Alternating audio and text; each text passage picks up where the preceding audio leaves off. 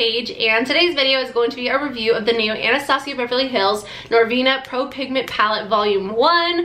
This is the look that I created. I freaking love it so much. I think it looks so cute, different than what I normally do. I've been trying to branch out more recently, but yeah, I basically love the way that this look turned out. This is a beautiful palette, so if you want to see the rest of my thoughts and how I created this look, then just keep watching. And if you are new to my channel, don't forget to subscribe and give this video a thumbs up if you enjoy, and let's go ahead and get started. Alright you guys, so I have my Anastasia Beverly Hills box right here. I did decide to go with the launch edition is what they called it, which is basically this fancier like PR style box with the palette inside and then also a full size of the eye primer. This retails for $75, or you could just purchase the palette alone. You can also purchase this separately, but if you purchase the palette alone, it comes in a regular carton, and that retails for $60. So I don't think I said this yet, but this palette is called the Norvina Pro Pigment Palette Volume 1. It is a professional grade artistry palette featuring 25 deluxe sized high performance shades with maximum payoff, carefully curated by Norvina herself. When I think of Norvina, I think of this beautiful person who always has light kind of lavender purpley hair. She is so beautiful. I follow her on Twitter and I also follow her on Instagram, but I just love seeing all of her tweets on Twitter. She's so interactive with everybody, which I think is great. I do have the original Norvina palette from Anastasia Beverly Hills. This is, I mean, I'm sure you guys have seen this, but this is their like classic shape and size of eyeshadow palette, and this is what that palette looks like. I have used it quite a few times, but I actually got this more recently, like within the last like 4 months or so, I would say. But I do really like this palette a lot, and when I saw that this palette was coming out, I was really excited. The new one, the Norvina Volume 1 Pro Pigment Palettes. That just sounds fancy.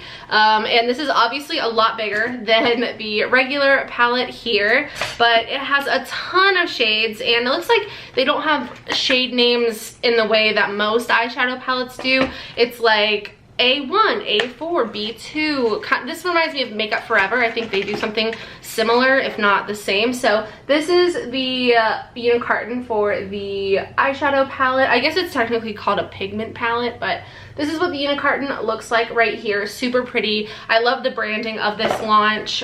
We've got a little piece of paper here. So this is what the palette looks like. It feels way different than I expected. All of Anastasia, well not all of, but most of the palettes from ABH have like this felt kind of material, and honestly they do get kind of dirty, actually really dirty. You should see my Modern Renaissance palette, but I was expecting something more along the lines of this, but instead we got this nice like almost metal maybe, hard shelled palette, which I actually really like, and I like that it's a nice big square.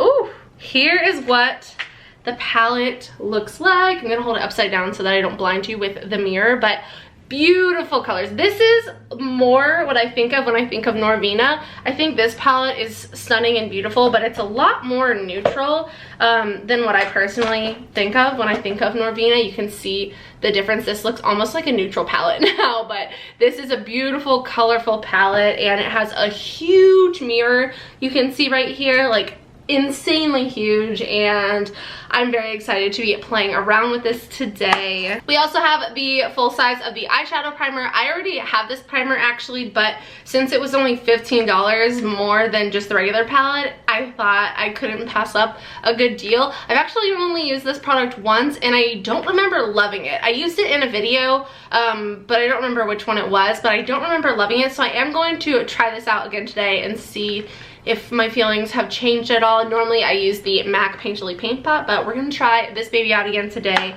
and I am just beyond excited. I will also have the details to the rest of my makeup in the, sorry there's like dust floating.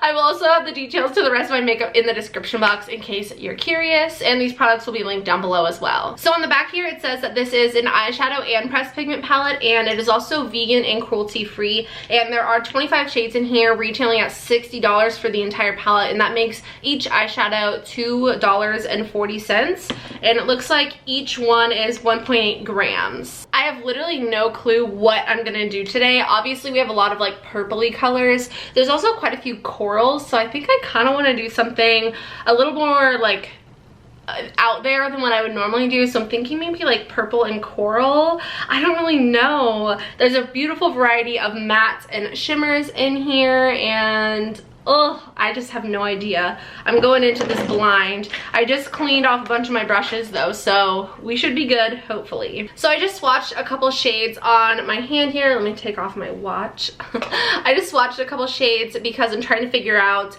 my color palette for my eyeshadow look today. They're beautiful, they swatch amazing. I have this one here, which is a matte. These two are mattes. There's also a shimmer here and here. I'm gonna turn down my ring light a little bit. So there you can see the swatches a lot better. They're beautiful and creamy. I'll swatch a few more. This one is called B3. This one is really, really pretty. Oh my God, that's stunning. We have a nice red called D3. Holy smokes. That is a pigmented red eyeshadow. There's a super hot pink that is screaming my name. This one is A5. Wow. Okay, and then I'll swatch like two more. I'll swatch the white, which is called C1. That is an intense white eyeshadow. That's probably the most intense white eyeshadow that I own. And then I'll go ahead and swatch this one, which is C3. This is a really pretty metallic shade. Oh, so smooth and buttery. So as you can see, across the board, the pigmentation is beautiful. Love the textures, love the formula, but we're gonna go ahead and play with some of these on the eyes. So first things first, I'm going to take this brush right here. This is the JH33. I already tapped into the shade, but we're gonna go in with the shade E2, which is this bright orangey corally shade.